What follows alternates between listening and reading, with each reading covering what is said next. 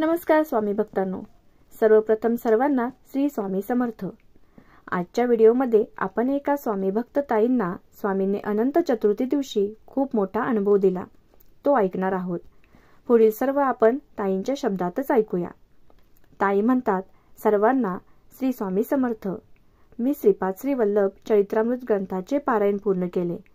तेव्हापासून स्वामींविषयी माझी भक्ती आणखीनच वाढली, कारण त्यामध्ये सांगितले आहे दत्ताचा प्रथम अवतार असलेले श्रीपाद श्री वल्लभच नरसिंह सरस्वती व श्री स्वामी समर्थ महाराज आहेत।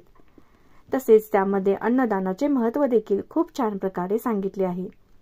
ते वाचून झाल्यापासून सतत माझ्या मनात यायचे की आपण काहीतरी अन्नदान करावे, पण योग काय येईना। हा योग तब्बल 1 महिन्याने आला।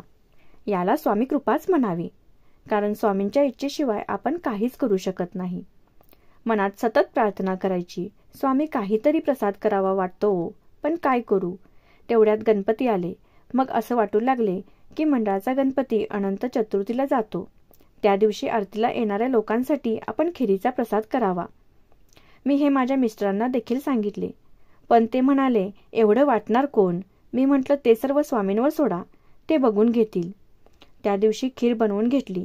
मिस्टर म्हणाले, खीर पुरेल ना, कारण तू म्हणतेस आरतीला येणाऱ्या लोकांना वाटायची, आणि मी तरी मंडळातील लोकांना सांगितले आहे रात्री जेवताना प्रसाद म्हणून देणार आहोत, कारण त्या दिवशी रात्री मंडळाच्या लोकांना आणि लेझिम खेळायला येणाऱ्या लोकांना जेवण होते। पण माझं असं मत होतं की गणपतीच्या आरतीनंतर प्रसाद दिला तर सर्वच लोकांना प्रसाद मिळेल, म्हणून मी आरतीला येणाऱ्या लोकांना पण खीर द्यावी अशी माझी खूप इच्छा होती। पण मिस्टर म्हणाले एवढ्या सगळ्या लोकांना पुरेल का। मी म्हणाले काळजी कशाला करता, स्वामी सर्व बघतात, कारण स्वामी अशक्यही शक्य करतात। बघा बास बास म्हणण्याची वेळ येईल। मी भांड्याला नमस्कार केला व स्वामींना प्रार्थना केली, स्वामी मी खूप मनापासून ही सेवा करत आहे, तुम्हीच या खिरीला सामर्थ्य द्या आणि जास्तीत जास्त लोकांना खीर पुरू द्या, खीर कमी पडू देऊ नका। ताई म्हणतात, खीर अगदी 70 ते 80 लोकांसाठीच बनवली होती, पण आरतीच्या वेळी खीर वाटण्यासाठी मोठा डबा भरून घेतला तरी खिरीचे भांड निम्मच होतं। आरतीच्या वेळीच 60 ते 70 लोकांमध्ये खीर वाटली गेली, तरी त्या डब्यात अजून 15 ते 20 लोकांची खीर शिल्लक होती। रात्री मंडळाची 50 ते 60 लोक जेवली, तरी खीर संपेना। मिस्टरांच्या 2 ते 3 मित्रांच्या घरी देखील खीर दिली, तरीही खीर संपेना। रात्री मिस्टर म्हणाले, अगं खीर काय 200-250 लोकांसाठी बनवली की काय। मी म्हणाले का हो, नाही 70 ते 80 लोकांसाठीच बनवून घेतले।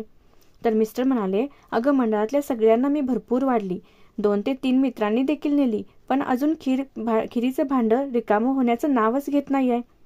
खीर अजून खूप शिल्लक आहे, आता या खिरीचं करायचं काय।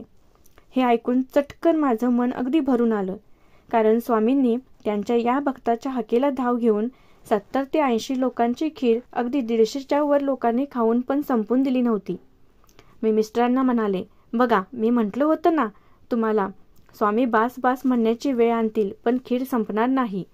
दुसरे दिवशी मिस्टर त्यांच्या कामाच्या ठिकाणी 10 ते 12 लोकांना पुरेल एवढी खीर घेऊन गेले, तरी भांड काही कमी होईना।